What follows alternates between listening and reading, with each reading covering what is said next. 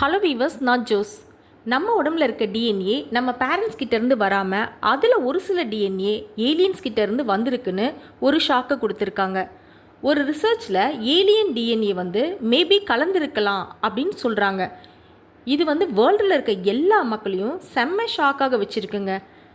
DNA ரீசோனஸ் research foundation அதோட ஃபவுண்டரான doctor maths ரெம்பல் அவரோட குழுவும் சேர்ந்து இந்த ரிசர்ச்சை பண்ணியிருக்காங்க.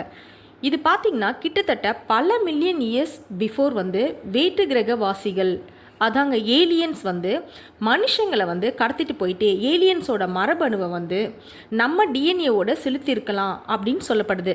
இதனால் மனித இனம் மிகப்பெரிய மரபணு மாற்றம் ஏற்பட்டிருக்கலாம் அப்படின்னு சொல்கிறாங்க. இந்த ரிசர்ச்காக 2 குரூப்போட டிஎன்ஏ டெஸ்ட்டும் பண்ணியிருக்காங்க, ரிசர்ச்சுக்கும் உட்படுத்தியிருக்காங்க. அதாவது ஒரு குரூப் பார்த்திங்கன்னா சாதாரண பீப்புள்னும், இன்னொரு குரூப் ஏலியன்ஸ் எங்களை கடத்திட்டு போயிட்டாங்க அப்படின்னு சொல்கிற குரூப்பையும் 2 குரூப்பையும் இந்த ரிசர்ச்சில் ஈடுபடுத்தியிருக்காங்க. அதில் பார்த்திங்கன்னா சில சின்ன பசங்களோட டிஎன்ஏ அவங்க பேரண்ட்ஸோட டிஎன்ஏவோட மேட்ச் ஆகாமல் புதுசாக இருந்திருக்கதை கண்டுபிடிச்சிருக்காங்க. ஆனால் இன்னும் மற்ற சயின்டிஸ்ட்லாம் இதை பற்றி எதுவுமே கன்ஃபார்ம் பண்ணலன்னோ, இந்த ரிசர்ச்சில் நாங்கள் இன்னும் ஃபர்ஸ்ட் ஸ்டெப்பில் தான் இருக்கோம் அப்படின்னும் இந்த சயின்டிஸ்ட் சொல்லியிருக்காரு.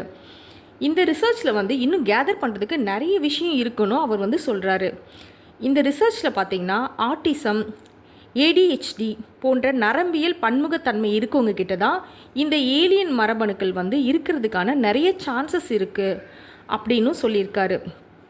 ஆனால் இது அசம்ஷன் தான்.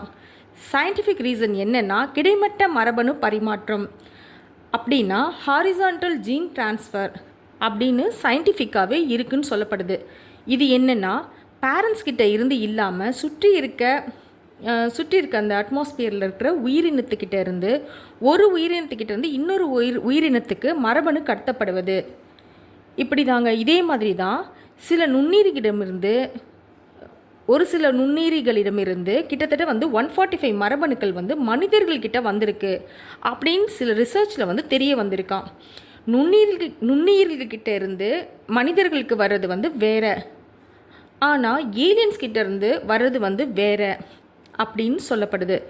இப்போ ஏலியன்ஸ் இருக்காங்க, அவங்க நிஜமாகவே அவங்க மனிதர்களை கடத்துனாங்க அப்படின்னு இது வரைக்கும் எந்த ப்ரூஃபும் கிடையாது.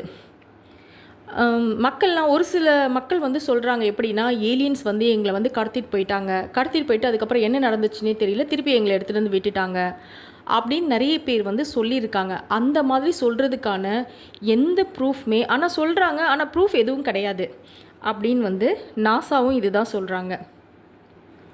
சப்போஸ் ஒருவேளை மனிதர்களோட எவல்யூஷன் ஏலியன்ஸ்க்கும் ஒரு சில கான்ட்ரிபியூஷன் இருக்கா இல்லையா அப்படின்றத சயின்டிஸ்ட்ங்க ரிசர்ச் செஞ்சு சொல்கிற வரைக்கும் நம்மளும் அதை வெயிட் பண்ணி தாங்க பார்க்கணும். நெக்ஸ்ட் வீடியோவில் பார்க்கலாம்.